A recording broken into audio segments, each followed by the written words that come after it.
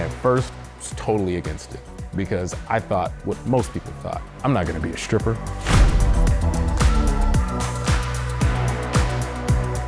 We had North Las Vegas police, code enforcement, animal control. So I just said, hey, give me my gun.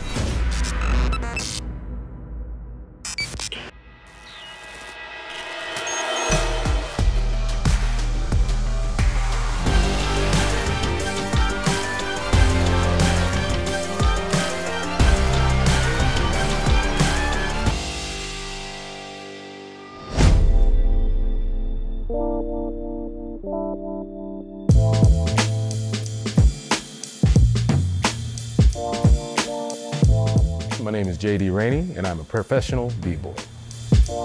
Born in Anchorage, Alaska. My mom and dad were law enforcement. I was considered a handicapped kid. My feet weren't sitting in proper alignment, so my feet were literally upside down. I wore leg braces for the first 5 years of my life, so I was a real-life Forrest Gump. The first things I got into was comic books. Comic books was a fun outlet and a fun fantasy land to be in because it was all people with superhuman abilities, and I think subconsciously, knowing that I had a disability, I kind of dreamed of wanting to be superhuman because I had family members that were superhuman to me. My two older brothers were all-star athletes, big, strong, fast. I wanted to do everything my older brothers did. They played almost every sport, so I wanted to do the same. My dad was a martial artist, and Mom had the dancing feet. Mom gave me the dancing shoes, so we danced a lot at home, and that was something that was really private and something I didn't think would be, later on, a career. I moved to Seattle, I was about 9 going on 10. When we moved there, it was very early 90s hip hop. In that era in the 90s was all about fun, bright colors, a lot of geometrical hair shapes. You know, we had people walking around with flat tops and gumbies. Paul Percumpra. He ended up becoming my best friend in junior high school. Walked into the corridor to go to class and he was practicing, he was dancing, he was breaking. And he was doing a footwork shuffle, and then I seen him spin on his head. And then he stood up, grabbed his bag, and went into class. He didn't know I could see him, and was mind blown. A light bulb clicked, and just knew there was something about what he was doing that I wanted to do.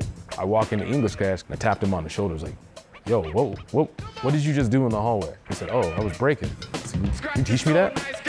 After that, we became friends. He invites me over to his house, and we start practicing.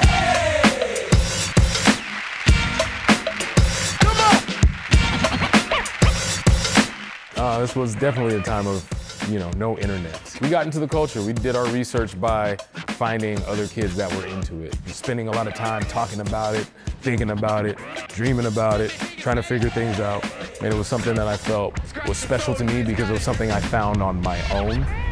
My breakdancing name at first was Flip Freshest because I come from a gymnast background. I was very acrobatic. I was in the air a lot, like to do a lot of flipping and jumping. But fortunately, there was other people across the nation with that name already. I decided just to change my name. We were at a grocery store one time, and I had grabbed 3 Twix candy bars, and he looks at me and he goes, man, I'm gonna just call you Twix, because he was actually mocking me. Light bulb came on again and kind of paused and was like, oh, that's kind of tight. And then I thought to myself, I'll spell it with 2 X's because there's 2 candy bars in the pack. So my b-boy name is B-Boy Twix. Massive Monkeys Dance Crew, that is my second family. We're a full-on hip-hop crew. We are a 3-time world championship title holder in the world of breaking. We were all the leftover kids from other dance crews that had big reputations. We shared a love and passion for the dance and got together and made a crew. Just wanted to make a statement and kind of make our place in hip-hop culture, go and compete and battle against other crews and against other kids that were doing the same thing. Juice and myself, we entered a competition called the B-Boy Summit, and they were having a 2-on-2 bracket. So we won the battle that year, I think was what got the momentum rolling for our crew to win numerous titles after that. Everybody always really complimented us on how much we were a team, and we were known for making these really elaborate dance routines with all of the members. We wanted to make sure that our crew stood out as a crew and as a team more than just the individuals in it. Every time that we found out there was a competition locally, we tried to go to it and battle in it and make a name for ourselves and create a reputation for ourselves. Started getting invited to other competitions around the world now and tried out for America's Best Dance Crew, season 4, and made it onto the show. We're battling against the other crews and trying to win the championship of, of America's Best Dance Crew. I had a lot of peers said, you should do movies and you could easily be an action star or be a superhero. And then once I heard that, I was like, oh, yep, okay, enough said. I moved to California, started doing the Hollywood shuffle, signing up with a talent agency, getting headshots done and printing resumes and going to auditions, and then eventually got picked up by Chris Brown. Spent the next 3 years living the life of a major artist background.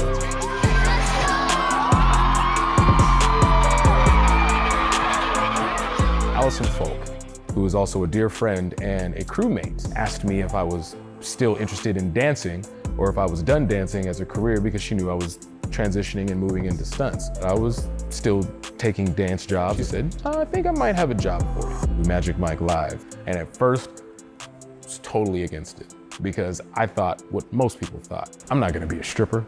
She goes, wait, it's not what you think. And I'm looking at her skeptically, of course. She gives me more of a demographic of the show and it changed everything. The best way I can explain it, it's the perfect marriage between Magic Mike, the movie and the franchise, and a Cirque du Soleil production. Okay, let's give this a shot. My inner self and my inner child is thinking, oh my God, I gotta move again. For this now upgrade in my dance career, this gave me a chance to kind of step out from behind dancing for stars and becoming my own star. Okay, Sin City is all right, Vegas. That first year was a whirlwind of craziness. Took off like a rocket. We're the first show of its kind. We saw our faces on billboards, commercials, and all the buzz, and lives changed. The director, Steven Soderbergh, came and seen the live show after hearing about it and insisted to Chan that a third movie needs to be made. The concept of that was the third movie about making the live show. And they wanted to take the people that were actually in the live show and put them in the movie. So never thought I would be in a Magic Mike movie. Very surprising thing to happen, and I'm grateful for it. People come and see the show, they leave with a whole different perception of what the show is versus what they thought it was. Puts a smile on my face knowing that it was a part of the original creation. It has an empowering message for women, for them to feel seen in a way that they're not normally seen in the outside world. The essence of their sexuality without feeling judged, without feeling shamed, or any of the negatives that are in the exterior world. It really is an uplifting show when you think about it. There's no other male review like Magic Mike Live. And 7 years later, still here. Okay, I'm stepping on the scene with my team so mean. Floating so high, they gon' try to intervene. Flowing so high, they gon' try to intervene. Look at you two. Nice little warm-up game of foosball. Yes. Oh, you love that. Wow. Yeah. What's going on? How you doing? I'm all right. They asked me about how our show differentiates from all the other shows, and I touched on the message, but I felt like it would be even better to ask two lovely women of our show, so they could touch on it, so they could hear from the source. I think one of the coolest things that, sets us apart is connection, because I feel like that just makes every woman in the audience feel safe. And I feel like also Magic Mike Live is like a choose your own adventure. You can kind of feel like, this is the kind of night I want to have now. And that's why people come back, It's never the same twice. I feel like we basically just give everyone permission to be themselves and know you're cool just the way you are. I never thought about it as a choose your own adventure. Yeah. That's an actually interesting. It totally is. It totally, now that you said that, it totally tracks. I love bringing people for the first time and having them react, and I feel like that's super fun because they don't know what to expect, and it just opens them up in the best way. It's really important for them to see themselves up there and to be like, oh, I feel like just the way it unfolds to the I next said that level. downstairs It's as pretty well. cool. Just pulls back the Yeah, layers. There's yeah. so many different layers to our show. When we bring women up on stage, I forget that stage might be intimidating. Yeah, yeah, oh Like yeah. some of these people have never been on stage, but the fact that I think we make them feel so comfortable by that point that they're like, yeah, I'll go. Oh, I know. You know? Sometimes they're like a little too comfortable. Very Yeah, they are, comfortable. Okay, cool. So you should probably get back downstairs right Yeah, now. you Go gotta be an get to usher. work. We got Right, a it's show to about do. that time, right? All right. Ooh, oh my God, thanks for hanging out. That's No, so no. fun. Yeah. Hope I'm not interrupting. Oh, Come no. play with us no, soon. She's teaching me how. I'm terrible. Yeah. I stick to dancing. I suck at foosball. Ooh. I mean, I don't know. I doubt that. All right.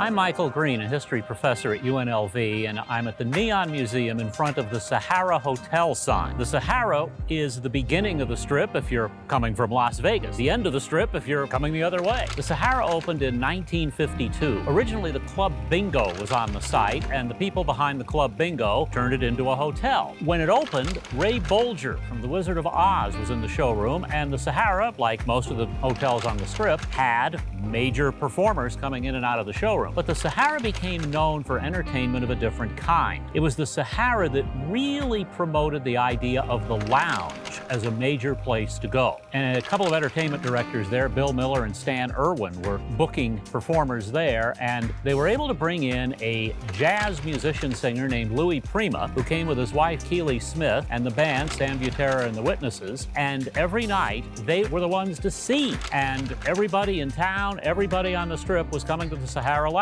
Then they brought in a comedian who actually got laughs insulting people, which might have seemed a little off base, but it was Don Rickles. And he ends up moving from the lounge to the showroom as well. There were other important performers associated with the Sahara. In the 1960s, Johnny Carson started performing there, and it became a big thing for the Sahara that he would announce on The Tonight Show that he was going to be going to Las Vegas and playing the Sahara, and that brought a lot of attention to the hotel. For about 2 decades, it was the home of the telethon that Jerry Lewis hosted on Labor Day weekend for the Muscular Dystrophy Association. Well, the Sahara is still with us. It was under a different name for a while. The current ownership has tried to stick with the history while modernizing it. So today, when you come to the Sahara, you come to the oldest property on the Strip that still has part of the original building there. It's part of Las Vegas history and part of my history. First place in town I ever went for a formal dinner, and I had no idea what I was doing.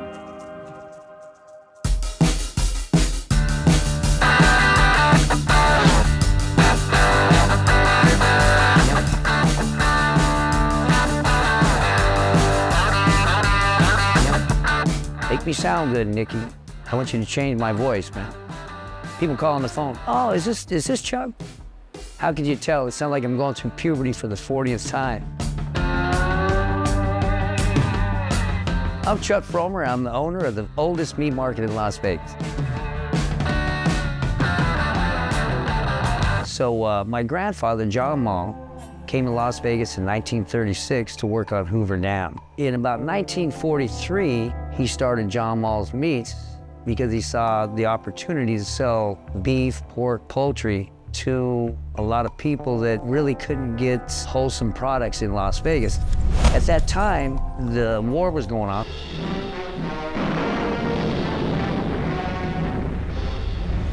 So they had ration stamps. So he decided he was going to go out on a limb and utilize his ranching capabilities in Utah to produce beef, bring it down, and sell it primarily to the minority people of Las Vegas. They had a difficult time actually purchasing product because they couldn't get the ration stamps. In 1951, we received our first business license.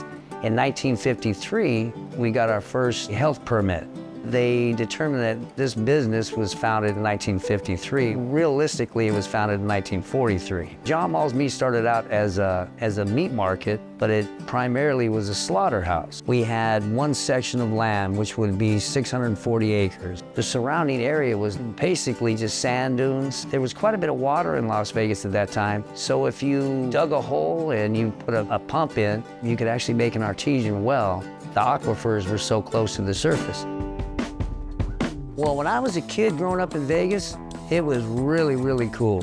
We used to put a shotgun on our handlebars on our bicycle and ride to Tule Springs, shoot dove after school, and come back over here and go to work. We never had any issues with the police. It was like living in a rural community next to a major city. My father took over John Mulls Meats in 1957. He decided it was a little too much work for him, so he actually sold it to my uncle, who was Bill Mull. He was a very, very intelligent guy. I mean, he really pushed the beef production to the limit. When I actually took over John Mulls, I bought it from my uncle. That was probably the best thing I could have ever done. I wasn't really aware what I was in store for. I really didn't think I was going to own it for another 40 years. So when I took it over, I had to make several changes. We were an FDA plant. In other words, we were allowed to slaughter, we could sell commercially, and we were governed by the FDA. It was 1996, 1997. We had a gentleman bring in 2 beef. He was a real cowboy. You know, a real cowboy has he has the shafts, he's got the spurs, little vest with the little chain, so I knew he was the cowboy. I pulled the first beef in and I said, hey, whatever you do, don't pull forward. I said, because if you pull forward, the second beef's gonna just walk out. I hear the truck pull forward. I see the second beef walk out. I went running out the back door. So that beef ran around to the back of the building. I grabbed his tail, he's dragging me down the fence. By the time the cowboy came up, I said, hey, man, I said, just put your arm in his mouth, pull back, and I said, he'll lay right down. He said, I'm not gonna do that. He'll bite me. I said, he doesn't have any teeth. He can't bite. I thought you were a cowboy. So anyway, I just let go of him, and that beef took off. I hear this, boom, boom, boom. Oh, no, man. I went out. He had wrapped his rope around my truck and was like beating the sides into my truck. And I only had that truck literally for about 3 months. It was brand new. So he takes off, he goes down the street. We go after chasing him. He hit 3 cars. Literally, I had to pay for all 3 of those cars. We had North Las Vegas Police, code enforcement, animal control. So I said, you know what, man, I'm at it. So I just said, hey, give me my gun.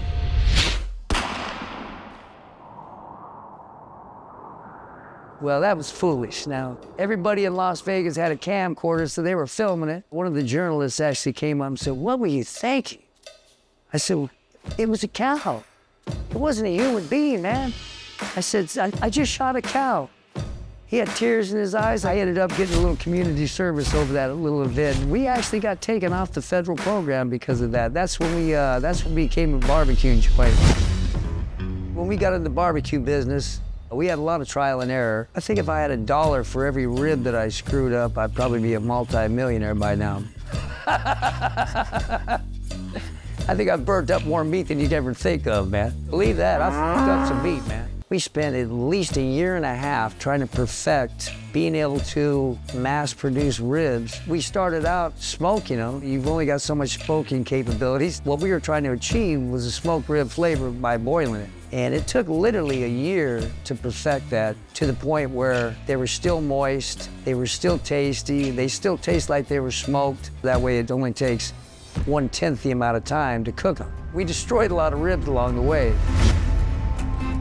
Our style of barbecue is definitely unique to everybody else's. We produce everything from scratch. All of our sausage products on hand, all of our seasonings on hand. We get 4 semis a week dropping off products. We go through 24 briskets, 88 slabs of ribs, 240 pounds of burnt ends, 48 chicken, 32 pork butts, 300 pounds of rib tips on a daily basis. It's not just a business, it's my life. I still get up every morning at, say, 4:30 in the morning, and I get to work at about 6, and I leave every day about 10 o'clock at night. I work 7 days a week. It's not really a job, it's what I like to do, so it's really not that difficult. The key to success is loving your business. You have to do what it takes to make it happen, make it work. And nothing's gonna come easy. If you keep pursuing your dream, it's gonna come true. Oh, I love Las Vegas, man. I love this city. This city has been great to me. The people in this city are great. I'm extremely proud that I can give back. You couldn't see anybody more proud than me, man.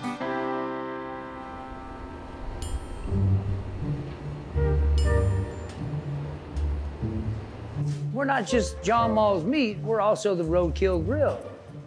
So a lot of the products that we make them right here on site. One of the most popular products that we have are burn ends. Now we do our burn ends a little bit differently than everybody else. Most people use the point off of the brisket, which is very fatty. Sometimes there's some meat and no meat. What we started doing about 5 years ago is using chuck flap.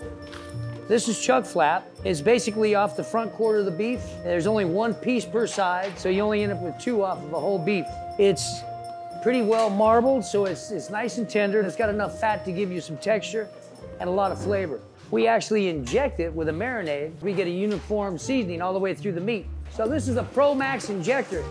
As you can see, this is our marinade down here, and what it does is it vacuums it up into the machine, and these little needles actually inject each and every one of these burn ends. There's 32 needles that actually puncture about every inch on that burn end. So we've actually pulled our burn ends out of that Pro Max injector. You can see the little perforation on here. The marinade's penetrated everything. Now we're gonna go ahead and rub them down. Now this rub is this is a rub that we've actually developed here at John Mulls Meat Roadkill Grill. We call it the rib rub. What we're gonna do is just put it on pretty liberally, rub it in. We're gonna do all sides of the meat. And we generally do this in a big tumbler, a big vat, but just to make it a little bit more for show, we're gonna go ahead and do it by hand. So this is what the finished product would look like before it goes in the smokehouse. Now we're gonna put this in the smokehouse after it's been rubbed for about 22 hours. We're gonna smoke it with pecan wood. So that's our next step. So once we get that done, we'll take it out and we'll show you what it looks like on the finished product.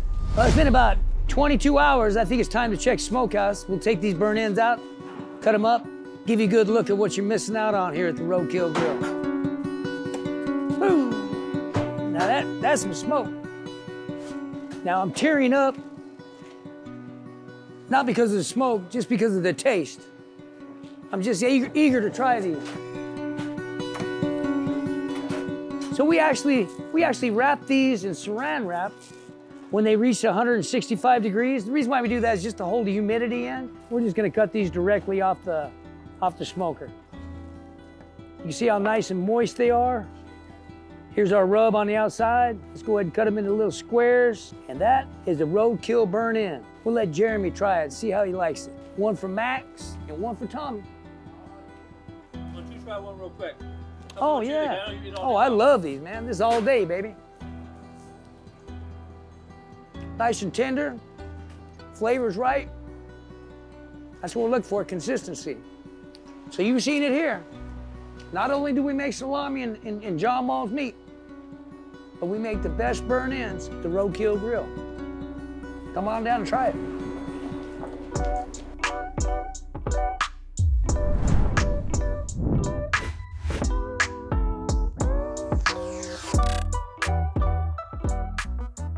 Welcome to the Mob Museum in downtown Las Vegas, Nevada. Here we explore the history of organized crime and law enforcement in the building's original federal courthouse and post office. Let's go explore some of our exhibits.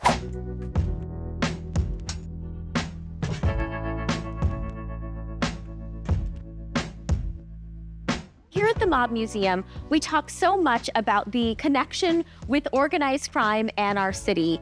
And by 1982, the mob had had control of our city for nearly 40 years. And a very important moment in mob history happened on October 4th, 1982, when Frank Lefty Rosenthal, a Chicago outfit associate, survived a car bomb at 620 East Sahara Avenue. He was outside of the Tony Roma's getting takeout to take home for dinner when he went to start his car and instead felt an immediate explosion. That explosion was a car bomb placed underneath his 1981 Cadillac Eldorado.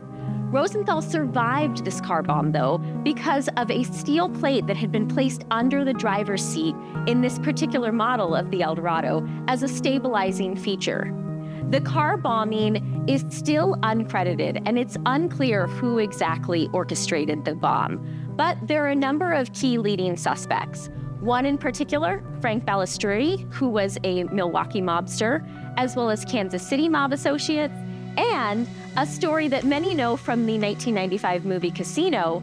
Another suspect was Tony Spilatro, Rosenthal's fellow associate of the Chicago outfit, former friend, and at that point, kind of bitter enemy. Many people think that Spilatro might have been responsible for this car bomb because of their own personal tension. And if any of this story sounds familiar, that's because it is the first scene in Casino, in which Robert De Niro, playing the character of Sam Rothstein, very less than loosely based on Frank Lefty Rosenthal, survives a car bomb very similar to what the actual Rosenthal survived. To discover more about other historical events in mob history, join us at the Mob Museum in downtown Las Vegas.